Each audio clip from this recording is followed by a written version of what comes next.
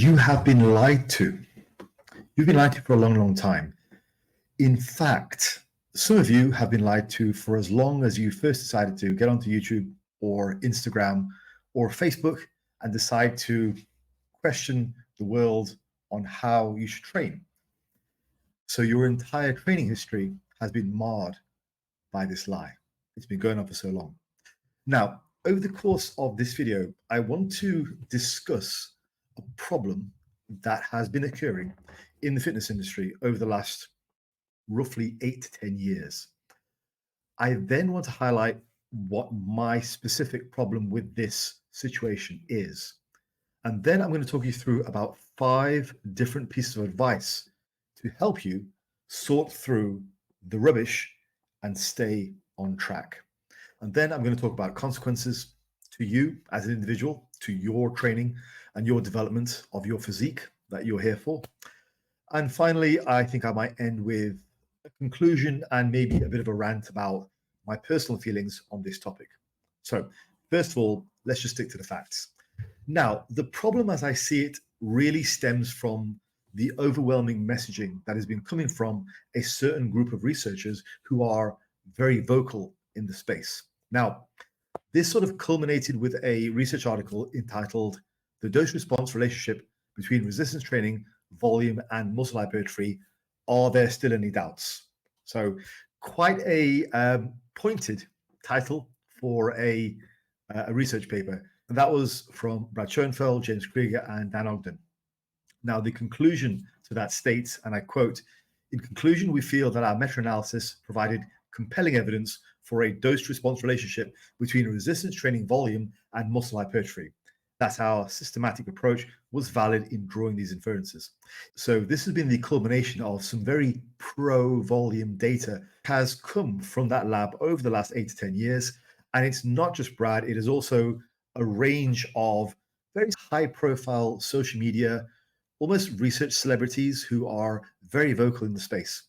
So to give you some examples of some of this messaging, we saw a study which was looking at 52 sets per muscle group per week. We also saw a study which topped out at 64 sets.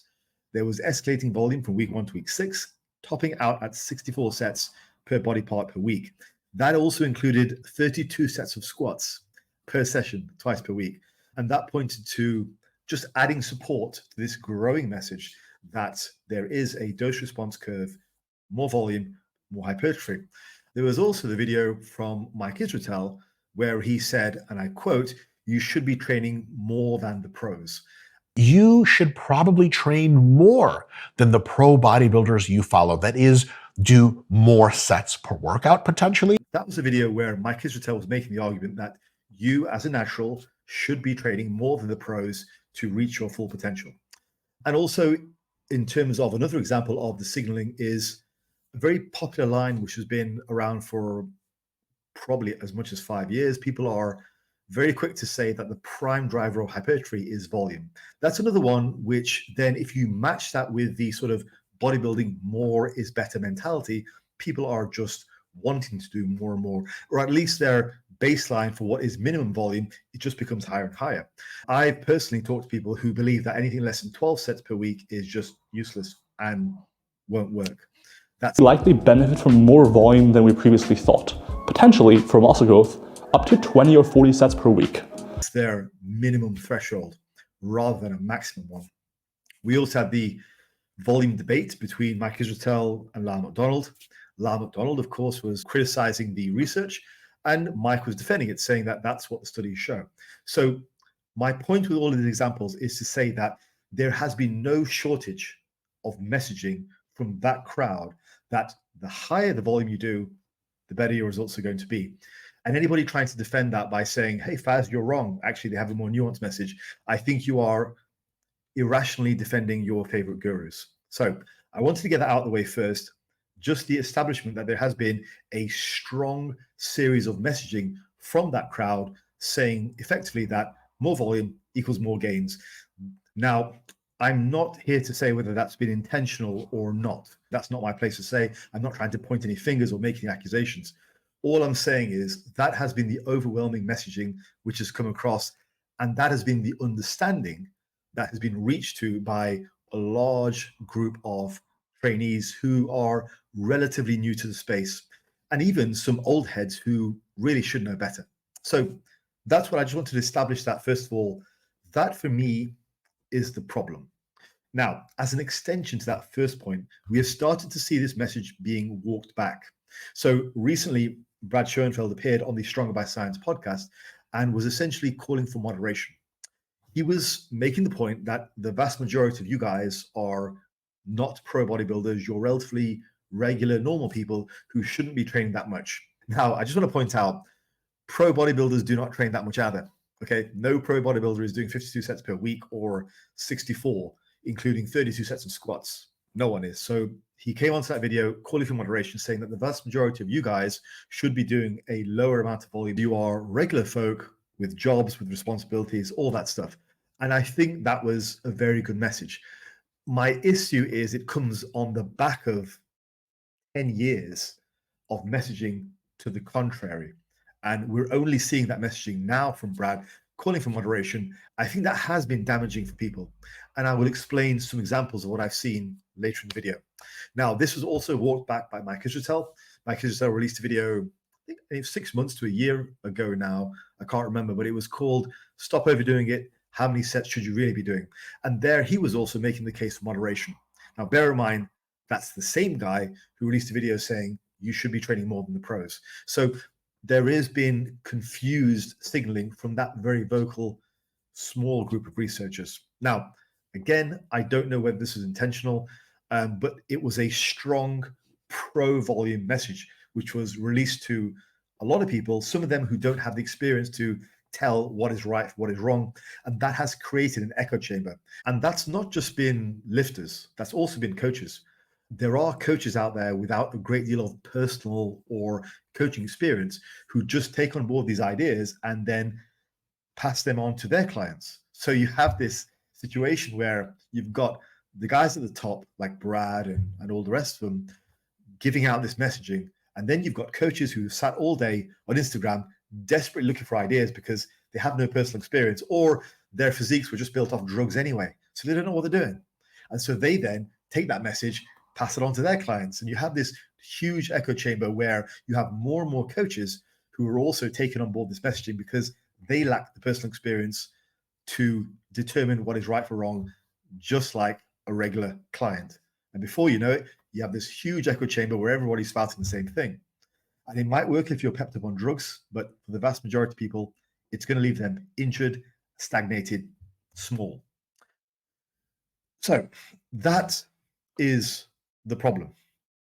Now, I want to just briefly touch on what my issue is with all this. So I do have a personal issue. And again, I want to respectfully say, I'm not here to point any fingers. I'm just pointing out that me, as a coach, I have been affected by this personally because I get through clients who have this brainwashing, who defend this high volume stance, who defend all the rest of the nuances. The current darling in the media right now is length and partials and doing things in a stretch position. And they are overly concerned with these details, which makes them less concerned with the overwhelmingly influential factors of getting stronger in a bodybuilding range with good form and bulking. Now, those are two very effective messages which form the basis of my coaching for guys looking to gain muscle. Now, I have had people through who will push back against that. They would rather do more volume, more time in the stretch, and are very hesitant about putting weight on the bar and are unable to put more weight on the bar because they are hamstringing themselves with an over focus on form and cadence and stretch. So they are actively sabotaging themselves because they have been brainwashed into thinking that is the way forward.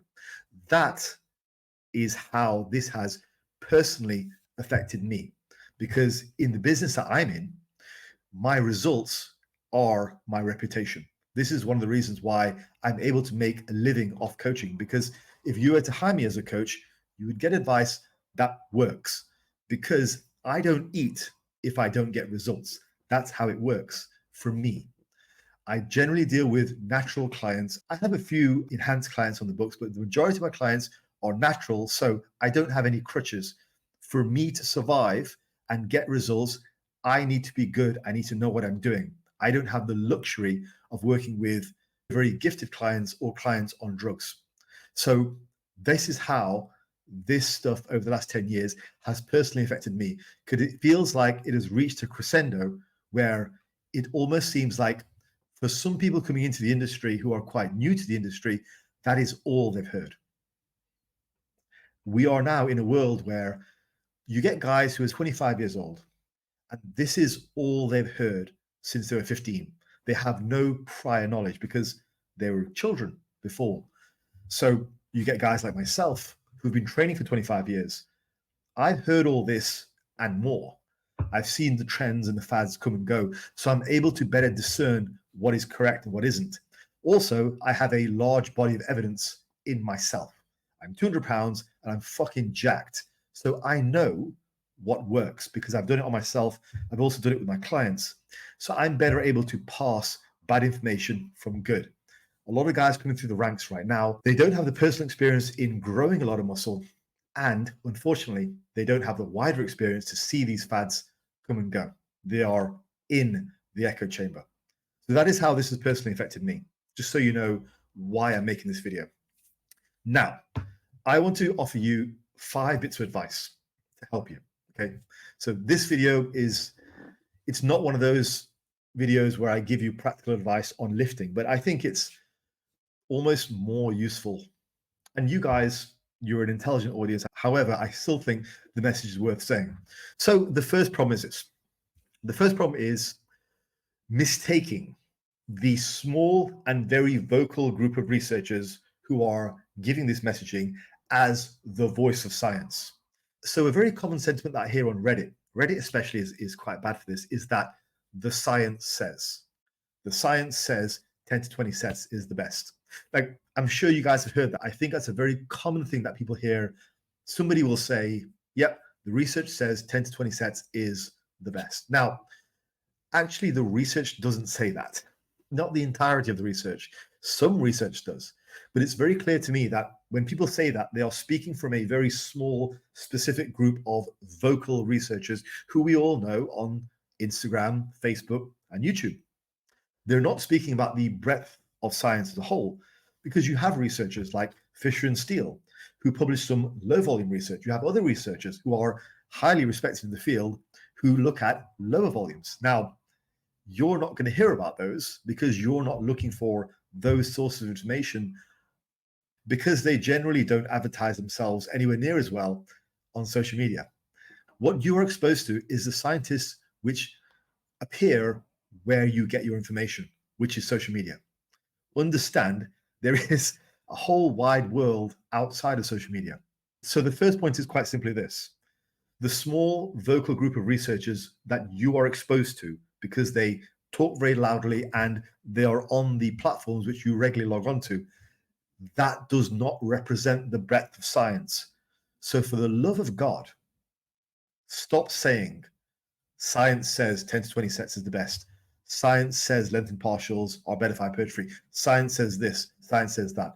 Because if that's where you get your information from, you are not looking at the breadth of science. You are looking at a small selection of scientific researchers who are very vocal and are in the platforms you regularly log on to every day. That is not the breadth of science. That's the first point. Now, following on from that is the second point. That is, the quantity of evidence does not equal quality or strength of evidence. So with every passing year and every passing month, we get more and more studies on these topics. So we get more and more high volume studies, we get more and more length and partial studies. So it's very common to hear all the studies say this, or now we have 5 studies which point to this conclusion. Now we have 6 years of studies which point to this conclusion. And one would be forgiven for making that mistake, because to the uninitiated, it seems like a strong scientific stance to say, hey, well, they are now, last year there were 3 studies on this, now there are 5, and now there's 7. But that would be a mistake, because we are conflating the quantity of evidence with the quality. And this was really highlighted in the volume debate between Lyle McDonald and Mike Israetel. Lyle was questioning the research. Rightfully, some of that research really does need to be questioned much more thoroughly than it is. And Mike was defending it, saying, well, that's the outcome of the overwhelming number of research that we have. So you can see what the problem is. If you were to make the mistake of valuing the quantity of the evidence, so like the number of studies over the quality, you could quite easily be hoodwinked and confused. And every single year we get more and more of these studies. That adds to your bias. It adds to your, essentially your scientific error in valuing quantity of evidence over quality and strength of evidence. You should always value the quality and the strength of the evidence provided over the quantity. 100 poorly done studies, which all point to one conclusion, is still poor data. So you have to bear that in mind. Just because there's more and more of them doesn't necessarily mean they're correct. Be very skeptical of that, because that is not the way to do science. So just to summarize, the second point is the quantity of evidence is in no way related to the strength of the evidence. And always bear that in mind. Take each study one by one, evaluate the strength of it, and then use that to determine what your view is, rather than looking at the number of studies on that topic and just saying, yeah, obviously it must be true, because that can be a mistake. Now, that follows on with the third point, because the third point is evaluate yourself. This is where you have to be very honest and very humble. Are you expert enough to know when you're being lied to? And it's okay to admit you're not. Like, I've done some science, okay? I've done a master's. I also started a PhD. And I'm very skeptical of what I've seen, because the science in this field, the quality of that science is nowhere near what I've been exposed to in terms of rigor. So evaluate yourself. And this is nothing to do with your intellect. This is specifically to do with your experience in the area. Like, I'll give you an example. I have a client of mine, highly intelligent pharmacist, very intelligent, also amazing in business. He pulls millions per year, right? Now, he got himself a coach. His coach was one of these new school coaches who really put him in the wrong direction, got him hurt, put him on medication which he didn't need, which would have resulted in serious issues down the line, and generally made his experience of coaching an awful one, and just sucked his enjoyment of the gym out of it, because he was hurt all the time and he wasn't making progress, and he was on drugs which he didn't need to be on. Now, he's an expert in his field, and he's highly intelligent, and he's very successful. He's intelligent, and he's proven he's intelligent because of his acumen and success in business. Yet in the area of fitness, he was completely a newbie. He was not an expert in the area at all, and he was completely hoodwinked by this coach. So that is one example of somebody being an expert in their field and being completely hoodwinked coming into this field.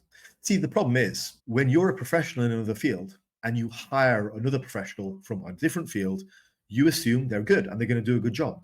Like, for example, if I have a problem with my plumbing and I hire a plumber, I'm going to assume that plumber is good and they know what they're doing. I might even look at the reviews and see, okay, he's had some positive reviews. The problem is, in the fitness industry, it is much more ambiguous. Reviews can be faked. Also, people can think they're doing quite well because of placebo, or because of drugs, or just because of youth and good genetics. So it's not enough to just talk to coaches. You have to have somebody on board who can give you direction and sense bullshit. And if you're going into the industry as an expert in your field, but you're not an expert in this field, be prepared to be hoodwinked. Like, it's the classic thing. If you go to a car dealership and you know nothing about cars, well, the car you come out with is going to be the car that the salesman wants to sell you. So evaluate yourself. If you are not an expert in the area, just back away. It's okay to be humble enough to admit that you don't know much about a topic. Lifting isn't as simple as it once was. It's a money-filled industry. There are incentives for people to be an authority. And there are ways for those people to become an authority which don't involve just getting good results. Heavy social media marketing, for example. Now, the second thing in this point of evaluating yourself is also, it's not just about your expertise in the field. It's also about your life experience. Okay, because some of you are quite young. Most of my audience stems from about 18 to 35 from what I've seen in my stats on YouTube. Now, understand that some of you really young guys, you're not going to have the life experience to understand when you're being taken in by advertising. You just won't. You know, a lot of these guys, they know how to advertise. You look at the popularity of the Liver King, that'll tell you something. And you might say to me, oh, Faz, I wasn't fooled by the Liver King. I believe you. I'm sure you weren't. But my point is, he fooled quite literally millions of people. And the thing about being fooled is you don't know you're being fooled. Nobody is fooled intentionally. When you're fooled, you don't know you're being fooled. So there may be people watching this video who are disagreeing with some parts of what I'm saying. Well, you could be right, or you could have a bias because you've been fooled. So understand that some of you won't have the life experience to understand when you are just a victim of heavy advertising. We see that in political circles all the time. The final point in relation to this point about evaluating yourself is have the humility to acknowledge when you are too young to experience life before this whole high volume arc. I've been training for 25 years. Like I saw some of these trends come and go in the year 2000, in the late 90s. Like I've seen things come and go. So I'm better equipped to look at some of the research now and go, I have a bad feeling about this. And then when I look at it further, I go, yeah, not cool. Especially when it doesn't seem to match up to reality. Like in reality, no pros, no amateurs are getting great results doing 64 sets per week, 32 sets of squats. Doesn't happen. So, third point is evaluate yourself. Right? Are you expert enough to know when you're being lied to? The fourth point is this. This is not a popularity contest.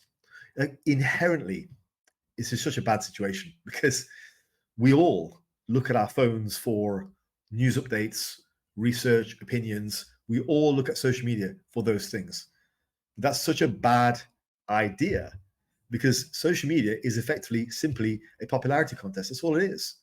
The more popular you are, the more you tickle the algorithm, the more your message is going to be heard. It is a disastrous way to get your information. Social media should be used for entertainment, not opinion, not facts, because all you're ever going to see is the guys who are better able to advertise. So the fourth point is this. Remember that this is not a popularity contest. It's not about who you like the most. It's about who's right. This was highlighted a couple of years back when we had the argument between Lyle McDonald and Mike Israetel. And I think the overwhelming sentiment was Lyle is right, but we don't like him. So we're not going to listen to him.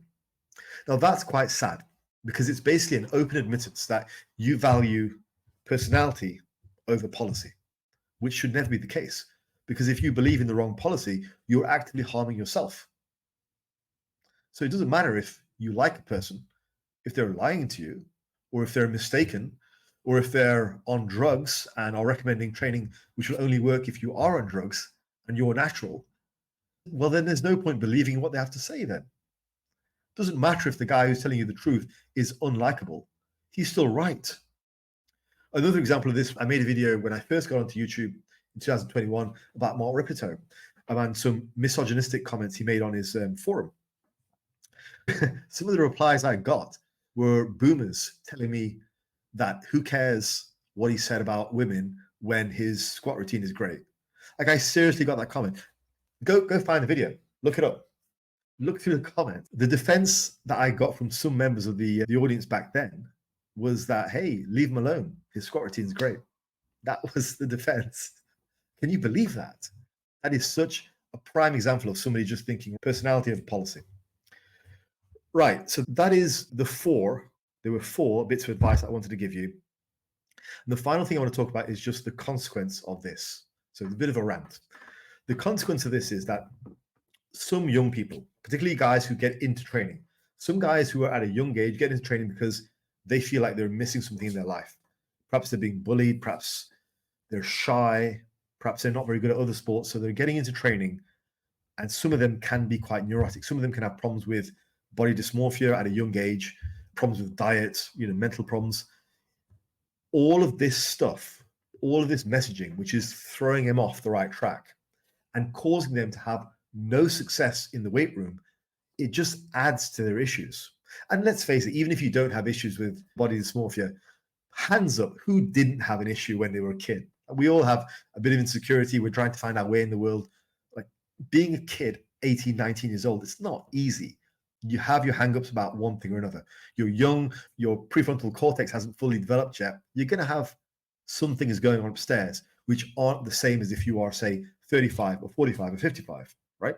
So it detracts those people from lifting in the correct way.